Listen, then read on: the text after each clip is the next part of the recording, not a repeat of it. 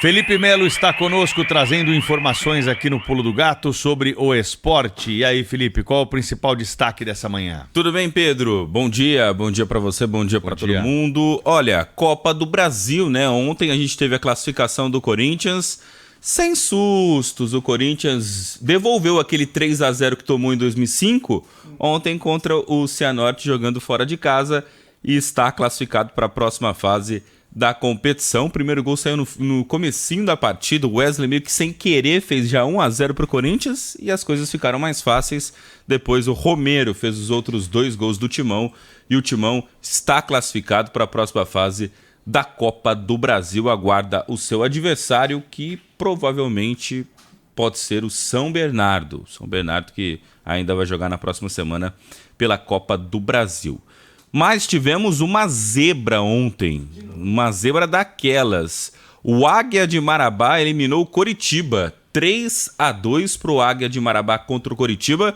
E mais um clube grande já foi eliminado da competição. Cruzeiro, o Coritiba, a gente destaca também o Remo, um grande clube do norte do país, também foi eliminado já na primeira fase da Copa do Brasil. E ontem tivemos ali a eliminação do Coritiba. O Cuiabá do Daverson venceu o Real Noroeste por 4-1 e está classificado para a próxima fase da competição. Portanto, são os jogos que aconteceram ontem, com destaque, é claro, para a vitória do Corinthians contra a equipe do Cianorte. Já na Supercopa, ou Recopa, a Recopa que reúne o campeão da Libertadores contra o campeão da Sul-Americana, o Fluminense perdeu a primeira partida jogando lá no Equador. A LDU de Quito venceu com um gol no finalzinho, nos acréscimos, um gol polêmico. O Fluminense reclama de impedimento na jogada, que não foi assinalado.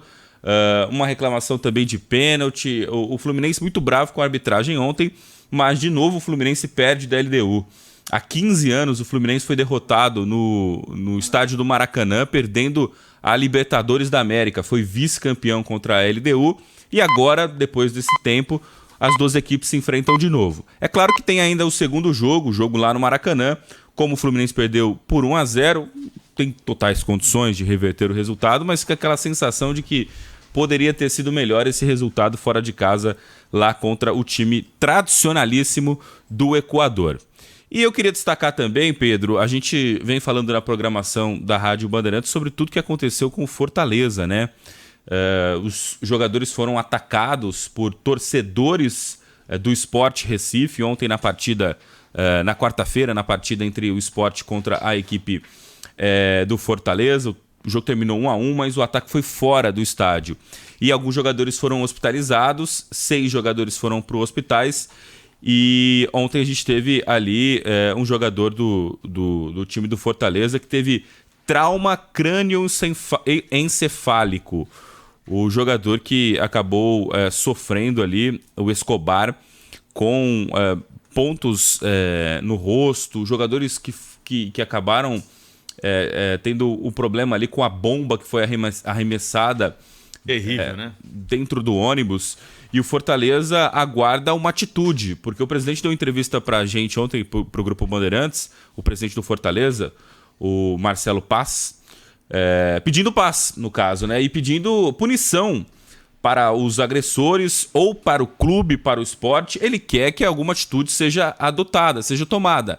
Não adianta a gente ter mais um caso de violência no futebol e, no final das contas, soltarem uma nota repudiando. Repudiamos. E vamos fazer o quê para melhorar isso?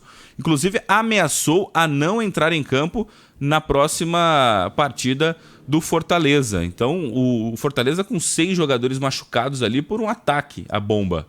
E o presidente do Fortaleza ameaçou a não disputar ali a próxima partida do clube por esse problema que teve envolvendo a agressão de uma torcida organizada da equipe do Sports. O vídeo ontem, né, de um dos jogadores passando lá, sendo recebido pela esposa com a filhinha no colo, e a filhinha pergunta, né, papai, você se machucou no seu trabalho? É emblemático da necessidade de mudança nessa violência, né, que está relacionada de alguma forma ao futebol. Isso precisa acabar, precisamos tratar bandido como bandido e torcedor como torcedor. Não dá para achar que porque é torcedor não é bandido, porque quem comete um atentado desse o que o Felipe narrou aqui é criminoso. Tem que responder com todo o rigor da nossa legislação. Muito bem. E para a gente encerrar, Pedro, vamos trazer os jogos deste final de semana do Campeonato Paulista. Aliás, Campeonato Paulista emocionante nessa reta final de competição. Corinthians e São Paulo, que estão fora da fase de grupos, fora da zona de classificação, podem ficar fora do mata-mata. Então, jogos importantes, principalmente para Corinthians e São Paulo. Vou trazer os jogos de amanhã: Novo Horizontino e Água Santa, às 4h, e Ituano e Bragantino, também às 4h. Às 6h, Santo André e Inter de Limeira. No mesmo horário, Palmeiras joga contra o Mirassol. Domingo, 11h, no estádio do Morumbi, que estará lotado de torcedores santistas. Santos e São Bernardo, às 11h, domingão. Às 6h, Botafogo e Portuguesa, em Ribeirão Preto. Guarani e São Paulo, às 6h, em Campinas, no Brinco de Ouro.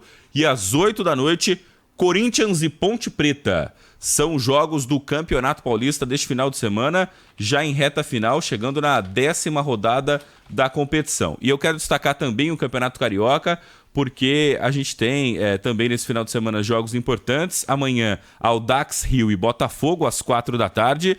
Às 5h30, Vasco e Volta Redonda, amanhã também. E destaco no domingo o grande clássico Fla-Flu. Flamengo e Fluminense jogam neste final de semana pelo Cariocão. Pedro. Grande Felipe Melo, para a gente encerrar as informações do esporte, os carros estão na pista no Bahrein para o aquecimento para a temporada da Fórmula 1 que você vai acompanhar na tela da Band. Inclusive, nesse fim de semana, o Canal Livre, na tela da Band, no domingo à noite, é especial sobre Fórmula 1, hein? Para falar sobre essa temporada de 2024. A primeira prova do ano acontece justamente no Bahrein, entre os dias 29 de fevereiro e 2 de março, e os carros já estão então nessa semana na pista, né, para os aquecimentos, ajustes e para a preparação toda. Claro que você também acompanha as transmissões e as informações aqui na Rádio Bandeirantes. 6h35 da manhã, bora pro consultório do Pulo do Gato.